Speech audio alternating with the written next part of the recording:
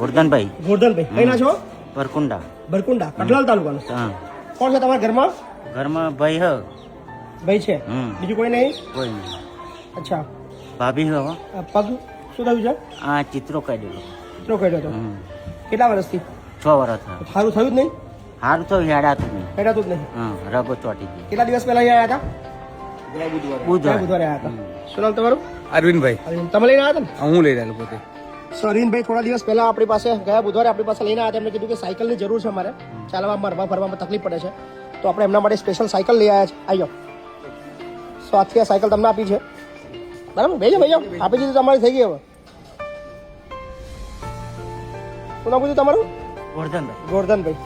સો ગોરધનભાઈએ નાનકડી ડિમાન્ડ કરી હતી કે અમારે હરવા ફરવા માટે સાયકલની જરૂર છે, તો આપણે એમને કમિટમેન્ટ આપી હતી કે તમે રવિવારે આવી જજો, તમને સાયકલ આપી દઈશું. રવિવારે આવી ગયો, સાયકલ બી આવી ગઈ, બરાબર ને? શું કરશો? સાયકલ લઈને ફરશો? ધંધો કરવો પડશે. ધંધો કરવો પડશે ને? કોઈ બી. બીજું કોઈ છે જ નહીં તમારું આગળ પાછળ? કોઈ નહીં. કોઈ નહીં.